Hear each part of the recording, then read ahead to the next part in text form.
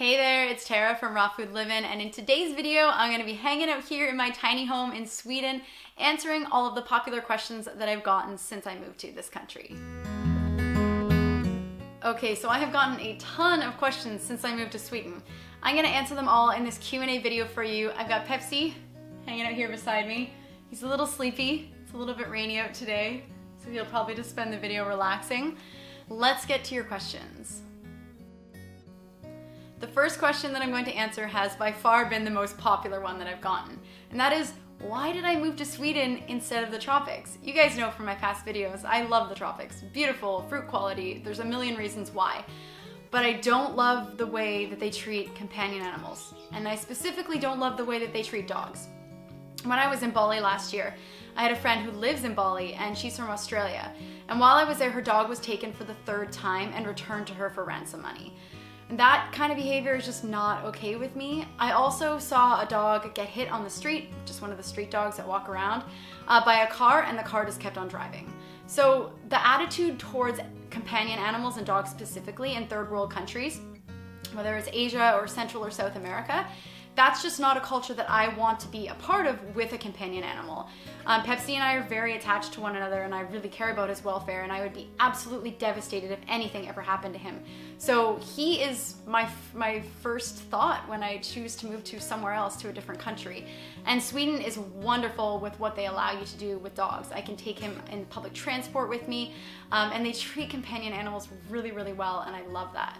There is another reason that I chose Sweden specifically, but this is something that I'm going to keep private from my YouTube community for the time being. I'm not sure if it's going to be something I share in the future, and that is my love life and my relationships. It may have been obvious to some of you that I moved to Sweden for this reason, may have not been so obvious, but the reason I had shared my past relationships is because I had been in my past relationship for a really long time when I already started my YouTube channel. And I find that there is a lot of expectation put on people who are making YouTube videos, and people just want to know things about your relationships, and that's just not something that I want to share about. I feel like for me, my relationships are something that I want to keep very personal and private, and I don't want to share that with a large audience, maybe not even with my family and friends in the beginning, because it's new and I don't know, I'd way rather be private. I know some people share that on YouTube, but that's just not something that I want to at this point in time.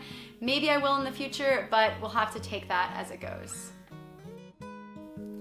The second question is, how long do I think I will be staying in Sweden?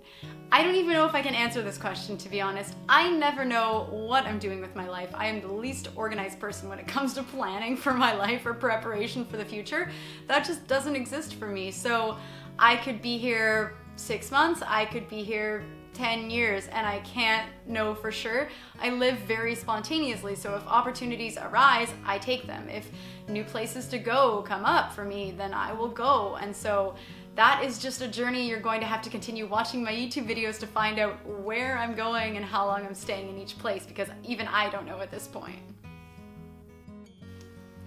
Question number 3 is, how did I choose to move to this tiny little town that I'm living in? How do I even find out where I'm going to be living next? And the truth is, I didn't choose this place. This place chose me. I was desperate by the time I found this place, and this is what you don't see that goes on behind the scenes on YouTube, is that I had applied to 36 different apartments and houses, and I hadn't been accepted to any of them. A few of them wanted me to get rid of Pepsi, and the only place that applied and was actually willing to let me sign a contract was this place right here. And it ended up working out for the best because I love it here. We get this tiny little home to ourselves, and it's private, and I'm a 5-minute walk from this gorgeous beach that is white sand and turquoise waters, and it's perfect. Like, this could not be more perfect. But I didn't plan for this, and I definitely don't organize, and nor do I line anything up beforehand. I'm like the least planned person ever. A few years ago when I moved to Australia, I chose where I was going to live by looking at a map and finding a town where I liked the name and then choosing to move there. So I like to think of it as a little blend of courage and irresponsibility, and that is me. I think that sums up me and the choices that I make. So I did not choose Falsterbo in Sweden, and I don't know how long I'm going to be here, but it's amazing, and I think it all comes down to trusting that you're going to end up where you're meant to be. And even if it's a good or a bad situation, there's something to learn from it. And I'm just really grateful that we ended up here because I really, really love it. That brings me to the next question, which is, did I buy or rent the tiny home that I'm living in here? Guys, I am not even slightly prepared enough to buy a house at all, regardless of the size. So I am renting here, and one of the beautiful things about Sweden is that they have these zoning laws that say that you can build an outbuilding in your backyard or your garden as long as it doesn't exceed a certain size. In this case, it's about 300 square feet or 30 square meters. So I live in this beautiful little tiny home, which I am going to give you guys a tour of, don't worry, I've got that coming. And I get access to a private garden and my own private veranda, and it's perfect, but I am renting here for the time being. The next question that I got is it difficult to find cheap fruits and vegetables?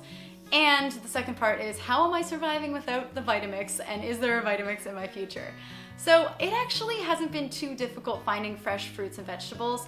It's definitely expensive where I'm living right now, but I traveled to another city the other day, which is called Malmö, and they have a huge veggie and fruit market there that is all run by Arabic people, so the prices are excellent. So that's probably where I'll be doing my main shopping from this point on.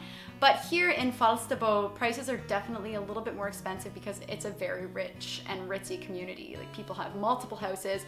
I see people driving around in Porsches and Ferraris. It's definitely ritzy, so definitely not within my budget, but there are some fruits and vegetables that are available here in Falsterbo as well. And the second part of the question, how am I surviving without a blender? Not very well. That'll be in my near future, definitely. Will there be a Vitamix in my future?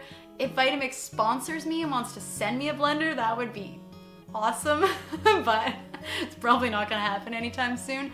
We will see. If I can get a Vitamix, I definitely will. At this point, I would be happy with any blender. So I am in the midst of trying to get a blender, but I'm also on a very strict budget, so I'm not sure if it's something that I'm going to splurge on right now.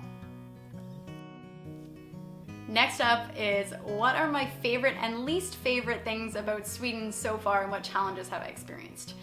Okay, least favorite, we'll start with the least favorite. My least favorite thing about Sweden is how proper everything is and the bureaucracy that you need to go through to get the most basic necessity in this country. I understand the reason for it, so I'm not complaining at all. I get that this is kind of like an exclusive club in Scandinavia, and they want to make sure that you're serious about being here, so you have to go through some hoops to get things done. But I'm used to a culture that is so laid back, and I'm just not used to having everything done so proper, so that is a new experience, definitely. My favorite things about Sweden so far, number one is the access to public transportation. I can get around, and I can get around with Pepsi on the bus. That is such an amazing thing, and the trains and transport and everything like that, it's awesome. Also, what I love about Swedish people particularly is their sense of humor. Swedish people generally, from what I found, seem a little bit reserved, and not standoffish or anything, but just quiet and reserved at first, until you get to know them, and they are so witty and so intelligent. And one of my favorite things so far is the interactions that I've had with Swedish people, because they are amazing. And I've had some deep conversations with strangers about things that I'm not even used to talking about. So it has been amazing interacting with the people. Definitely one of my favorite things so far. The challenges have definitely been the language. Swedish. I'm not very good at it. I am used to learning Latin languages like French and Spanish. I speak both of them a little bit, enough to get by. Learning the Swedish language is definitely a challenge, and no, I'm not going to speak Swedish on my YouTube channel. Trust me, you guys don't want to see that. Like, you just don't want to see it. It's hard enough that the people here have to listen to me trying to speak Swedish. You guys do not want to listen to me too. Even with the challenge of learning the Swedish language though, pretty much everybody here speaks English. I have only encountered one or two people that don't speak English, so it's actually been very easy to get anything done and everything accomplished. I don't really need to learn the language, even though I am trying to. And the last question that I'm gonna answer in this video is, what am I doing for work? So I do love doing YouTube, and if I could do YouTube and make an income from that full time, that would be amazing, but I'm just not at that point yet. So I was actually able to line up this awesome job at a place in Malmo called Green Queen.